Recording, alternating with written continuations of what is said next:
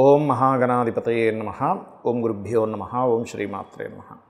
మనం ఈరోజు double transit అనేది ఆ విషయం మీద తెలుసుకుందాం. అయితే ఈ డబుల్ ట్రాన్సిట్ అంటే ఏమిటి? టూ మేజర్ ప్లానెట్స్ ఏవైతే ఉంటాయో గురువు శని, ఈ గురు శనులు ఏదైనా ఒక భావం మీద కంప్లీట్గా దృష్టి పెట్టినప్పుడు ఆ యొక్క విషయం మనకు ఫలకృతం అవుతుంది. అది మేజర్ ఇష్యూస్ ముఖ్యంగా అంటే మనకి లైఫ్లో ఎటువంటి మేజర్స్ ఉంటాయి అంటే వివాహం కావచ్చు, సంతానం కావచ్చు, లేదంటే ఒక గృహం కట్టుకోవడం కావచ్చు, ఒక స్థలం కొనుక్కోవడం కావచ్చు, ఏదైనా ఒక ఇబ్బంది నుంచి బయటపడడం కానివ్వండి, మనం ఎప్పటి నుంచో ఎదురు చూస్తున్నటువంటి ఒక మంచి విషయం కానివ్వండి.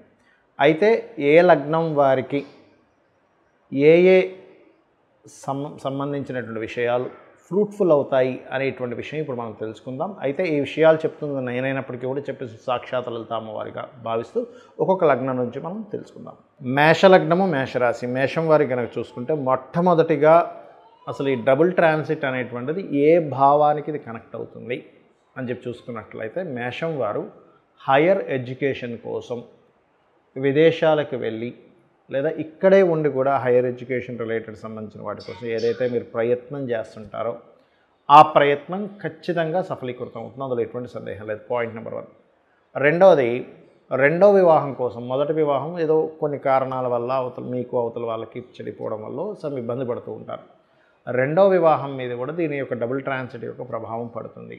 అయితే ఈ మేషం వారు మాత్రం శనికి ఖచ్చితంగా చేసుకోవాలి, ఎందుకంటే ఇక్కడ 12వ స్థానం మీద భాగ్యస్థానం మీద ప్రభావం ఉంది. అలాగే తండ్రి గారికి ఏదైనా రావాల్సిన కొన్ని ఆగిపోతుంటాయి. గవర్నమెంట్ జాబ్ చేశారండి, రావాల్సిన కొన్ని బెనిఫిట్స్ ఆగిపోయాయి అంటూ ఉంటారు. అంటే ఫాదర్కి ఉండే కొన్ని ఇబ్బందులు తొలగించేటువంటి కాంబినేషన్ ఈ డబుల్ ట్రాన్సిట్ మేషం వారికి. అలాగే ఇక్కడ మరొక విషయం ఏంటంటే ఈ కేవలం 9వ స్థానం మీదే ఉందా మేషం వారికి అంటే ఖచ్చితంగా 9వ స్థానం మీద ఎక్కువ ప్రభావం ఉంది మేషం వారికి చూసుకున్నట్లయితే. మిగతా రాసుల మీద ఇప్పుడు 7వ స్థానం మీద గురువు దృష్టి ఉంది. గురువు దృష్టి ఎప్పుడైతే ఉందో ఇది వివాహ యోగాన్ని మొదటి వివాహం కోసం ప్రయత్నం చేసే వారికి కూడా ఇస్తుంది, ఇవ్వదని కాదు. కానీ దీని ఎక్కువ ప్రభావం మాత్రం 9వ స్థానం మీద ఉన్నందుకు బ్యాంక్ నుంచి రావాల్సినటువంటి పెద్ద మొత్తంలో ధనం ఏదైతే ఉంటుందో, పెద్ద మొత్తంలో లోన్స్ ఏవైతే ఉంటాయో, బ్యాంక్ సపోర్ట్ అటువంటివి కూడా లభిస్తాయి. ఉన్నత విద్యల కోసం చేసేటువంటి ప్రయత్నాలు లభిస్తాయి. ఉపనయనాది కార్యక్రమాల కోసం ఎవరైతే ప్రయత్నం చేస్తుంటారో కొంతవరకు దాని ప్రభావం కూడా ఉంటుంది, ఇక్కడ ఉండదని కాదు. అయితే వీరికి పర్టికులర్గా మేషం వారికి ఈ 3వ స్థానంలో గురువు ఉన్నందుకు కొంతమంది సహాయ సహకారాలు అందడం అనేటువంటివి కూడా చాలా స్పష్టంగా గోచరిస్తుంది. కాబట్టి 3 గురువు ఎప్పుడు కూడా కొంచెం ప్రతి విషయాన్ని ఓపికగా, ఎందుకంటే మీకు ప్రస్తుతం నడుస్తున్న ఏలినాడ్స్ని 12వ స్థానంలో సంచరిస్తున్నందుకు ఇన్వెస్ట్మెంట్ చేయడానికి మీరు పెడుతున్నటువంటి ఖర్చులకి అవతల వాళ్ళకి కొన్ని సంజాయిషీలు ఇవ్వవలసి వస్తూ ఉంటుంది. పలాదానికి ఖర్చు అవుతుంది, మీకు అర్థం కావట్లేదని.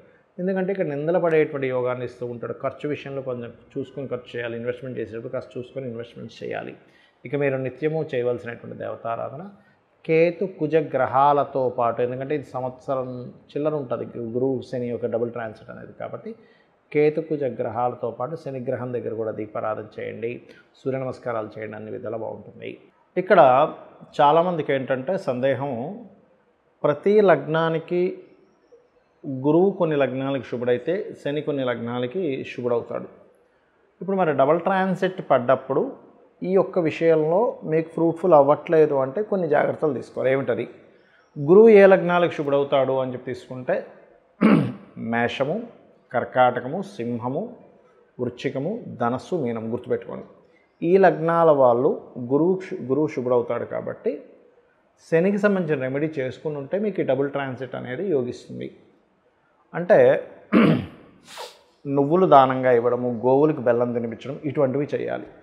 మరి శని శుభుడవుతాడో గురువు పాప అవుతాడు కొన్ని లగ్నాలకి. ఏ లగ్నాలకి ఎక్కడుందండి దీని గురించి అంటే పరాశర మహర్షి చాలా స్పష్టంగా సర్వే త్రికోణ నేతారో గ్రహాః శుభఫలప్రదాః అని చెప్పడం జరిగింది. మిగతా 6 లగ్నాలు అంటే వృషభ లగ్నము, మిథునము, కన్యా, తుల, మకర, కుంభ లగ్నాలకి శని శుభుడవుతాడు. అలాంటి వారు గురువుకు సంబంధించిన రెమెడీ చేసుకోవాలి. అంటే ఏం చేయాలి అంటే శనగలు, ఎల్లో కలర్ వస్త్రము, 1 kg శనగలు, ఎల్లో కలర్ వస్త్రము గురువారం నాడు పురోహితుడికి ఎవరికైనా దానంగా ఇవ్వడం, గోవులకి మీరు చక్కగా ఈ యొక్క అరటికాయలు తినిపించడము, దగ్గరలో ఆలయం ఉన్నట్లయితే ఆలయంలోకి వెళ్ళి మీరు గంధము కానీ పసుపు కానీ దానంగా ఇవ్వడం, అంటే అక్కడ స్వామివారికి కైంకర్యానికి వాడుకోవడానికి అన్నట్టుగా మీరు ఇవ్వడం అక్కడ ఆ రకంగా చేయొచ్చు.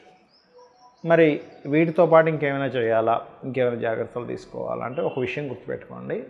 ఇక్కడ ఎప్పుడు కూడా ఈ 2 గ్రహాల యొక్క ప్రభావం ఏదైతే ఉందో కర్మ, జీవ అంటే మీ యొక్క కర్మని అనుభవింపజేసేటువంటి ఒక కాంబినేషన్. అంటే అది మంచి ఫలితాలు ఎక్కువగా ఇస్తుంది. గుర్తుపెట్టుకోండి, ఈ 2 గ్రహాల యొక్క దృష్టి అనేటువంటిది. ఇందులో మీకేదైనా గనక జాతక చక్రంలో పర్సనల్ చార్ట్లో ఉదాహరణకి మీరు గృహాన్ని కొనుగోలు చేసేటువంటి మహాదశలు అంతర్దశలు నడుస్తున్నాయి ఉదాహరణకి, అంటే 4వ స్థానాధిపతి మహాదశలు నడుస్తున్నాయి. దాని మీద కనుక గురుశనుల ట్రాన్సిట్ వస్తే ఇంకా ఖచ్చితంగా కొనేసుకుంటారు. అలాగే సప్తమాన్ని రూల్ చేసేటువంటిది అంటే వివాహాన్ని రూల్ చేసేటువంటి మహాదశలు అంతర్దశలు నడుస్తున్నప్పుడు ఈ డబుల్ ట్రాన్సిట్ వస్తే ఖచ్చితంగా వివాహం అవుతుంది. అయితే ఇక్కడ కొంతమందికి అది బలహీనంగా ఉంటుంది ఒక్కోసారి. అంటే గృహయోగం మహాదశ నడుస్తుందండి, ట్రాన్సిట్ కూడా వచ్చింది, కానీ ఎక్కడో దగ్గర దాకా వచ్చి మిస్ అవుతుంది అంటూ ఉంటారు. అలాంటి వారికి ఏమిటి అంటే గృహానికి సంబంధించిన మణిద్వీప వర్ణన చేసుకుంటే ఇంకొంచెం దైవబలం తోడవుతుంది. అలాగే మరి కొంతమందికి ధనం ఇచ్చేవండి, ఇప్పుడు ధన సంబంధించిన మహాదశ నడుస్తుంది, ధనానికి ఉన్నటువంటి మహాదశలో అంతర్దశలో నడుస్తున్నాయి. కాకపోతే ఇక్కడ మనకి భుక్తినాథుడు ఇస్తున్నాడు కానీ ట్రాన్సిట్ కూడా కొంత వస్తుంది, కానీ ఎక్కడో మళ్ళీ ఇదిగో రేపు ఇచ్చేస్తాడు అనుకునే, రేపే మీకు మీ డబ్బులు తీసుకెళ్ళిపోండి అని చెప్పినటువంటి వ్యక్తులు ఎక్కడో మళ్ళీ లేట్ అవుతుంది, ప్రొలాంగ్ అవుతుంది అన్నప్పుడు ఓం సంపత్కరీ సమారూఢ సింధుర వ్రజ సేవితాయ నమః అని మంత్రం చేయండి. లేదా ఓం ధర్మాధ్యక్ష ధనాధ్యక్ష ధనధాన్య వివర్ధిని అని నమః అని చేసుకోండి. మరి కొంతమందికి సప్తమం మీద వివాహ సంబంధించిన కారకత్వాల మీద డబుల్ ట్రాన్సిట్ ఉంది, మహాదశలు నడుస్తున్నాయి, కానీ ఎక్కడో ఆగుతుంది. ఎందుకు అలా ఆగుతుంది అంటే వాళ్ళ పర్సనల్ చార్ట్లో సప్తమంలో కేతువో రాహువో ఏదో పాపగ్రహాలు ఉంటాయి, లేదా ప్రయత్న స్థానము అంటారు, అంటే ఎక్కువ ప్రయత్నం చేయవలసిన పరిస్థితి ఉంటుంది. అలాంటప్పుడు కూడా వాళ్ళు ఎక్కువ ప్రయత్నం చేయాలి వివాహం గురించి. అలాంటి వారు ఓం కామేశబద్ధ మాంగళ్య సూత్రశోభిత కందరాయ నమః అనే మంత్రం చేస్తూ ఉండాలి. అప్పుడు వాళ్ళకి తొందరగా సెట్ అవుతుంది. మరి కొంతమందికి వివాహం చేసుకుంటారు, డిస్ప్యూట్స్ అవుతూ ఉంటాయి, మళ్ళీ ఎక్కడో ఇరు వర్గాల వాళ్ళు వచ్చి మాట్లాడుకొని దాన్ని సెట్ చేసుకుందాం అనుకుంటుంటారు, కానీ ఎక్కడో కుదరదు, కాంప్రమైజ్ అయిపోయి కలిసిపోతారు అనుకుంటే కుదరదు. అలాంటి వాళ్ళు ఓం శివకామేశ్వరంకస్త శివాస్వాధీన వల్లభాయ నమః. మరి కొంతమందికి ఎలా ఉంటుందంటే ఒక బిజినెస్ ప్రారంభిస్తారు, ఆ వ్యాపారంలో ఇంకేముంది ఇక్కడ నుంచి అభివృద్ధి వస్తుంది, మనకంతా కూడా క్లియర్ అయిపోతున్నాయి అనుకునే టైంకి ఇంకా ఎక్కడో రావాల్సిన లాభాలు రావు. కానీ చూస్తే లాభాధిపతి మహాదశలు నడవడము మరియు అదేవిధంగా లాభస్థానం మీద ఈ డబుల్ ట్రాన్సిట్ పడడం కూడా జరిగినప్పటికీ ఎక్కడో ఆగుతుంటుంది. దానికి కారణం ఏమిటంటే లాభస్థానం న్యాచురల్గా మీకు 11th హౌస్ ఎక్కడో స్పాయిల్ అవుతుంది. అలాంటప్పుడు ఓం ఇంద్రగోప పరిక్షిప్త స్మరతూనాభజంగికాయే నమః అనే లలిత అమ్మవారి యొక్క నామస్మరణ కనుక చేసినట్లయితే అది ఎలా అంటే మనస్ఫూర్తిగా చేయండి, ఎక్కువసేపు చేయండి. ఆ ఎక్కువసేపు ఆ మంత్రం మీదే ధ్యాస పెట్టి చేయండి. ఖచ్చితంగా మీ యొక్క పూర్వజన్మ కర్మల వల్లే మనం ఇది అనుభవిస్తూ ఉంటాం. అందరూ కూడా ఈ భూమి మీద పుట్టిన ప్రతి ప్రాణి కూడా, నేను కానీ మీరు కానీ ఎవరైనా కానీ పూర్వజన్మల్లో చేసిన మంచి కర్మలు, తెలుసో తెలియకో చేసినటువంటి కొన్ని బ్యాడ్ కర్మాస్ ఉంటాయి. దానివల్లే మనిషి మంచి అనుభవించడం కానీ, ఒక హోదాలోకి వెళ్ళడం కానీ, ఒక మంచి ఉద్యోగం రావడం కానీ ఇవన్నీ జరుగుతుంటాయి. ఒక ఇబ్బంది పడడం కూడా దానివల్ల జరుగుతుంది. అయితే పాపకర్మను దగ్ధం చేసేటువంటి శక్తి అమ్మవారి నామాలకి, అదేవిధంగా సూర్య నమస్కారాలకి, ఏదైనా ఆలయానికి వెళ్ళి అక్కడ ఏదైనా మీరు చేసే సేవ వల్ల తొలగుతుంది అని శాస్త్రాలు చెప్తున్నాయి. కాబట్టి ఈ మంత్ర సంబంధించినవి చేయండి. అదేవిధంగా మరి కొంతమందికి అప్పులు తీరాలండి, 5th హౌస్ మీద శుభగ్రహ సంబంధాలు వచ్చాయన్నారు. 5th హౌస్ అంటే అప్పుకు నెగేటింగ్ హౌస్ అంటారు కదా, మరి అలాగా అనుకునేటువంటి వారు ఓం అపర్ణాయే నమః. ఇలా మనం 1000 నామాలకి 1000 విషయాల గురించి మనం ఆల్రెడీ యూట్యూబ్లో చెప్పుకున్నాము. మీరు అందులోంచి కూడా కావాలంటే తీసుకోవచ్చు. అయితే ఇక్కడ ఏ నామాన్నైనా మీరు ఉదయం పూట కానీ సాయంత్రం పూట కానీ చేయండి. అలా అని మీరు చాలామందికి సందేహం ఉంది, ఏమంటే స్త్రీలు చేసేటప్పుడు 3 రోజులు గ్యాప్ వస్తుంది కదా, అప్పుడు పరిస్థితి ఏమిటది? ఏమీ భయపడాల్సిన పని లేదు. అదేవిధంగా మరి కొంతమందికి సందేహాలు ఉన్నాయి. ఏంటంటే మా ఇంట్లో ఎవరో చనిపోయారు, 11 days అయిపోయింది, కానీ 1 year వరకు చేయకూడదు అంటున్నారు. అలాంటివి ఏమీ లేదు. 11 days తర్వాత నుంచి మీరు చేసుకోవచ్చు, ఇంట్లో పూజ ఎవ్రీథింగ్. కాబట్టి చేయండి. ఖచ్చితంగా మీకు అమ్మవారి అనుగ్రహంతో మీకు అన్ని శుభాలు కలగాలని మనస్ఫూర్తి కోరుకుంటూ శ్రీమాత్రే నమః.